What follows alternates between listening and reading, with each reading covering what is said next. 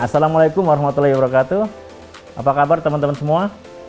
Pernahkah Anda mengalami situasi di mana Anda ingin mengerjakan banyak hal dalam satu waktu?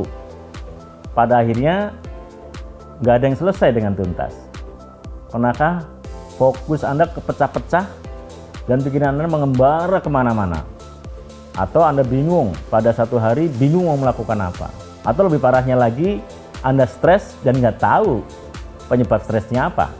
Pernah nggak Anda merasa hidup Anda itu sibuknya luar biasa, tapi nggak ada karya besar tercipta? Oke, sebelum kita ngomongin solusinya, silakan alangkah baiknya Anda tekan tombol subscribe supaya bisa langganan, dan like, bagikan jika video ini sangat bermanfaat. Oke, hari ini kita akan bahas inilah cara efektif untuk menikmati hidup.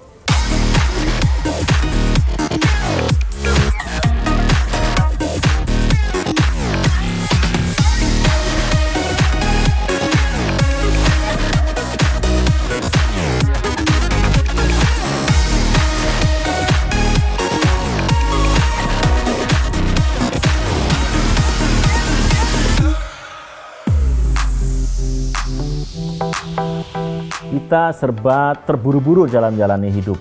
Makan buru-buru, jalan buru-buru, naik motor buru-buru menuju kantor. Sehingga kita nggak ngerasakan tiba-tiba nyampe kantor. Keinginan serba cepat membuat kita tergesa-gesa. Semuanya kepingin cepat. Ingin cepat sukses, ingin cepat bangun bisnis cepat besar ya, tanpa ada fondasi yang kuat ya. Kita pun tergoda untuk multitasking. Apa itu multitasking? Yaitu melakukan banyak hal sekaligus dalam satu waktu. Kita kayaknya semakin sibuk tapi tidak menghasilkan apa-apa. Saking terburu-burunya, kita kadang tidak menyadari apa yang kita punya, tidak mensyukuri rezeki yang kita terima. Kita tidak menikmati apa yang kita lakukan.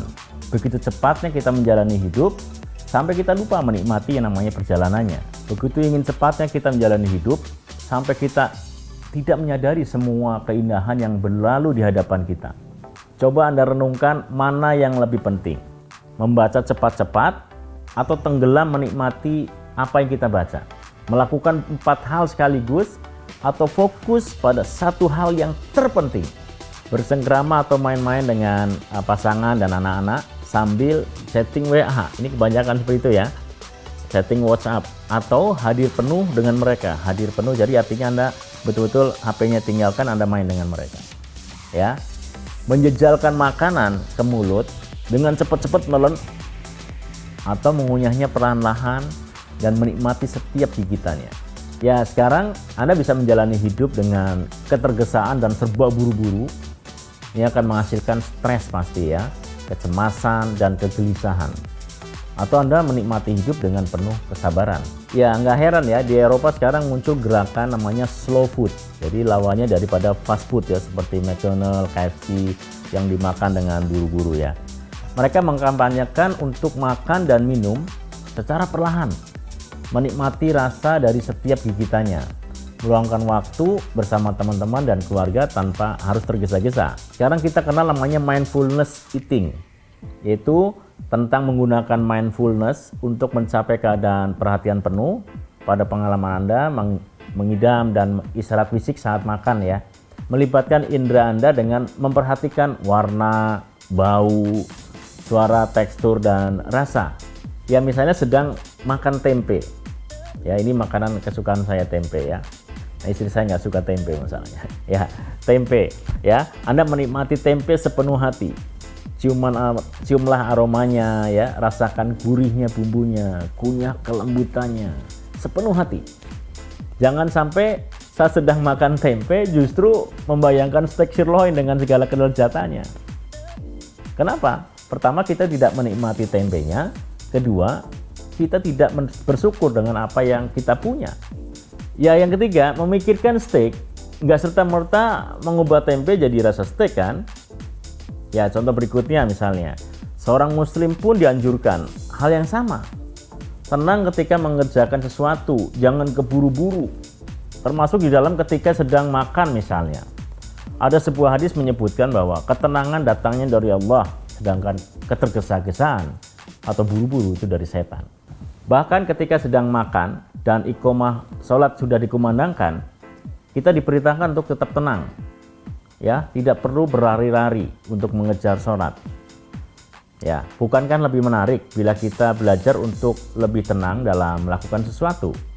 Bukan melambat-lambatkan diri loh ya. Artinya mensegerakan itu bagus, tapi terburu-buru tidak bagus.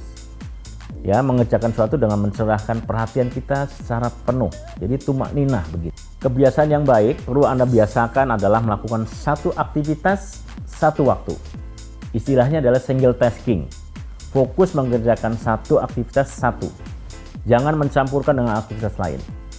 Saat ngobrol misalnya, fokus pada ngobrol. Jadi jangan sampai orang suruh ngobrol, saya sambil ngetik ya, atau saya sambil chatting gitu. Ngobrol aja, saya dengerin kok. Tersinggung orang ini. Saya membiasakan diri sekarang, ketika saya ngobrol dengan seseorang, saya HP-nya saya taruh dan saya perhatikan matanya, eye contact, mimiknya, sebagainya. Saya berusaha, karena orang akan tertarik dengan kita, dengan kalau kita punya kemiripan obrolan, kemudian kita tertarik dengan obrolannya dan kita pahami. Bagaimana kalau kita cuek? Apa yang terjadi? Pasti hubungan tidak akan bagus. Contoh saat menemani anak misalnya, ya kita berperan sebagai orang tua atau sebagai teman gitu. Jadi HP-nya kita matikan dan kita bisa main dengan anak. Fokuslah menemani anak saat itu. Saat menjawab chat di handphone, ya fokus ke sana. Jadi secara nonverbal juga Anda seperti bertemu dengan orang yang di HP tadi. Fokuskan menjawab chat di HP. Jadi nggak dicampur-campur yang lain misalnya. Saat cuci tangan atau cuci piring, ya fokus cuci piring. Ya sedang sholat, ya sholat. Artinya sedang sembahyang, ya kita masuk ke alam sholat gitu. Karena kadang-kadang kan terjadi ketika kita sholat, kita mikirkan kunci yang hilang di mana gitu. Seperti itu kadang-kadang kan seperti itu ya. Artinya nggak fokus, nggak khusyuk gitu. Lagi makan kita khusyuk banget kadang-kadang. Atau kita makan ngobrol sambil nonton TV, itu sebenarnya tidak fokus atau tidak mindfulness. Sedang main bola, ya, sedang main badminton mikirin bisnis, ya. Sedang bisnis mikirin badminton. Jadi nggak ada yang jadi kalau seperti itu. Ya artinya nggak mindfulness, hadir penuh saat itu. Lawan dari single tasking adalah multitasking. Berusaha mengerjakan banyak hal dalam waktu sekaligus, dalam satu waktu. Jadi maunya semua dikerjakan dalam satu waktu, selesai begitu. Nggak ada yang jadi kadang-kadang. Tapi multitasking ini banyak orang meyakini begini, meningkatkan produktivitas katanya. Riset justru menunjukkan bahwa sebaliknya, multitasking menurunkan produktivitas. Jadi produktivitas kita, kerja kita jadi turun, meningkatkan risiko kesalahan, menurunkan kualitas dari hasil pekerjaan kita pasti. Hadirkan seluruh indera Anda, pikiran Anda saat melakukannya. Melakukan single tasking juga melatih kita untuk hadir utuh di sini saat ini. Ya, mencurahkan seluruh perhatian pada apa yang sedang terjadi saat ini. Jadi Anda benar-benar sedang menikmati hari itu. Bersama keluarga Anda nikmati, Anda di majelis, di meeting Anda nikmati. Bahkan kalau orang sedang bekerja, di saat menikmati pekerjaannya, dia tidak seperti sedang bekerja. Karena dia betul-betul pekerjaannya seperti hobinya yang menghasilkan sesuatu. Kunci kebahagiaan atau menikmati hidup adalah present alias menjalani momen demi momen secara sadar. Apapun yang kita lakukan. Be 100%, be present. Hasil mengejutkan dari sebuah penelitian kepada sekitar 150.000 orang di 80 negara menunjukkan bahwa kita cenderung kurang bahagia saat pikiran kita ini sedang mengembara, atau kita kenal namanya mind wandering, atau pikiran yang mengembara atau pikirannya kemana-mana adalah penyebab ketidakbahagiaan dan tidak bisa menikmati hidup. Menariknya lagi teman-teman, mind wandering ini menguasai 47%. Waktu kita seharian tuh 47% dikuasai oleh mind wandering. Ya, jadi mind wandering ini terjadi di mana-mana. Entah saat kita lagi mengendarai mobil misalnya, lagi bareng keluarga, lagi olahraga, lagi ngobrol pun pikiran kita kemana-mana. Ya, datang ke pengajian misalnya, pikirannya malah kemana? Ke sinetron Indosiar. Ya, lagi liburan bareng keluarga, badannya hadir di situ, tapi pikirannya nggak ada di situ. Ya, jadi nggak heran banyak orang tidak bahagia, nggak bisa menikmati hidupnya karena mind wandering tadi. Mind wandering adalah penyebab seorang tidak menikmati momen saat ini. Tidak bahagia, sering mengeluh, kurang bersyukur, dan lain sebagainya. Masa kininya diimpit oleh penyesalan akan masa lalu dan kekhawatiran akan masa depannya. Inilah mengapa munculnya sebuah konsep di dunia timur yang kini menyebar ke banyak negara dan ini dipraktekkan oleh di seluruh dunia, yaitu mindfulness. Hadir penuh, sadar penuh, yaitu hadir utuh di sini saat ini. Mindfulness adalah momen kesadaran di saat di mana kita berlatih membawa perhatian penuh untuk apapun yang kita lakukan pada saat ini. Ya, mindfulness ada 3. Pertama, mindfulness of purpose, dengan sengaja diniatkan. Jadi kita mindfulnessnya karena diniatkan. Ini adalah tentang memberikan perhatian secara disengaja. Artinya memang kita menyengajakan diri dalam memberikan perhatian pada sesuatu. Misalnya, saat Anda nonton YouTube ini misalnya, Anda sengaja memang mau nonton YouTube untuk belajar misalnya. Niatkan mendengarkan dengan baik, atau Anda sedang nonton secara otomatis, Anda betul-betul menikmati tontonan Anda. Atau ya sengaja memang betul Anda hadir meeting atau hadir ke sebuah majelis, memang Anda ingin belajar, ingin mendapatkan hikmah dari sebuah pertemuan itu. Ya contoh lain adalah misalnya dalam hal membangun hubungan dengan orang lain, hubungan dalam bisnis atau hubungan dengan pertemanan. Dengan sengaja saya ngobrol misalnya, mendengarkan apa yang dikatakan orang lain secara penuh perhatian, ya, kita tertarik obrolannya, kita memahami obrolannya sebagainya. Itu akan sangat bermanfaat buat kita dan buat orang lain tersebut, sehingga kita bisa membangun hubungan yang lebih erat dan lebih baik. Yang kedua, mindfulness in the present moment atau pada saat ini adalah tentang memberikan perhatian pada saat ini, memberikan perhatian pada apa yang ada, bukan apa yang belum ada atau nggak ada. Jadi hadir utuh di saat ini.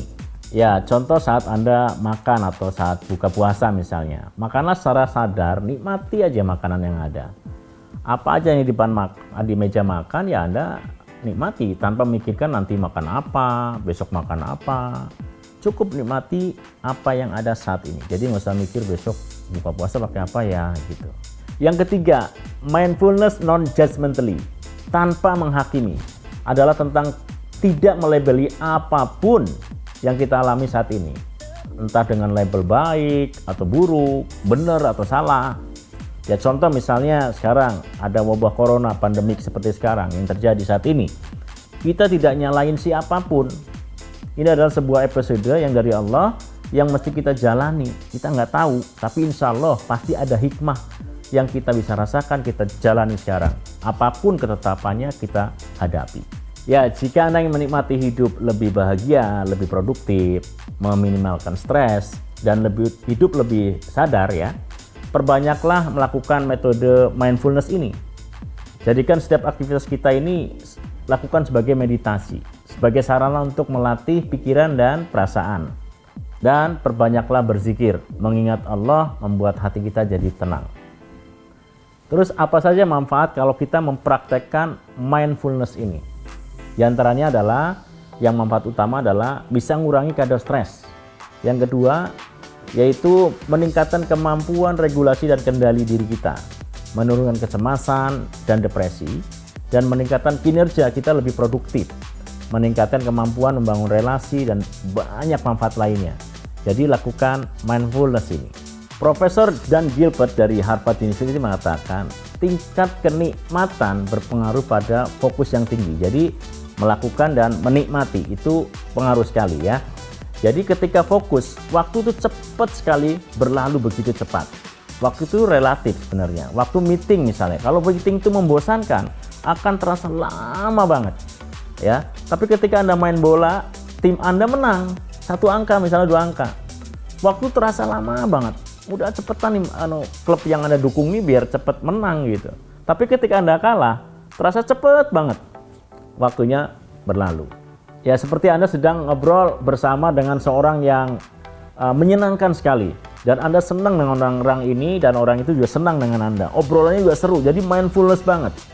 Waktu terasa cepat berlalu, padahal udah 3,5 jam sampai 4 jam, tapi kerasa kayak baru setengah jam.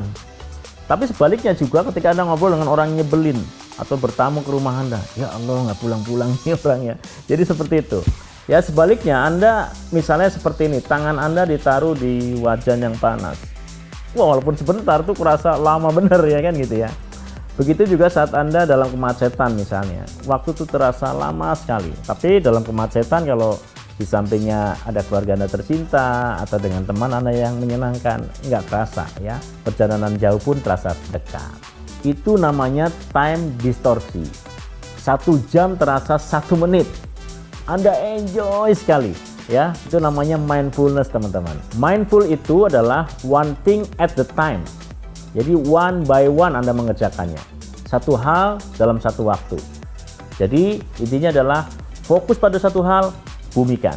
Mindfulness dapat memiliki arti yang berbeda bagi banyak orang. Lalu bagaimana cara kerja kita untuk mulai mempraktekannya? Ya, psikolog bernama Susan Peacock memberikan beberapa kiat untuk mempraktekkan mindfulness dalam kehidupan sehari-hari. Mindfulness adalah momen kesadaran di saat dimana kita berlatih membawa perhatian penuh ya untuk apa yang kita lakukan saat ini. Ya, praktek mindfulness kata Susan bisa dilakukan dengan melibatkan kesadaran saat bernafas, melangkah ya atau menyuapi makanan. Ini semua adalah contoh dari praktek mindfulness masa kini. Inilah mindfulness, sebuah saat di mana kita hadir utuh di sini saat ini, memberikan perhatian penuh pada diri kita atau seseorang atau sesuatu di depan kita, menyadari penuh dan merasa adanya tanpa berusaha menilai dan menghakiminya. Mindfulness bukan tentang sesuatu yang lebih lambat, melainkan melakukan segala sesuatunya dengan perhatian penuh. Oke teman-teman, semoga kita bisa lebih fokus mempraktekkan mindfulness ini dalam kehidupan kita. Kita sekarang sudah punya cara untuk menikmati hidup yang lebih asyik, lebih bahagia, sehingga kita bisa lebih produktif lagi, melahirkan banyak karya-karya hebat di masa depan. Go Freedom!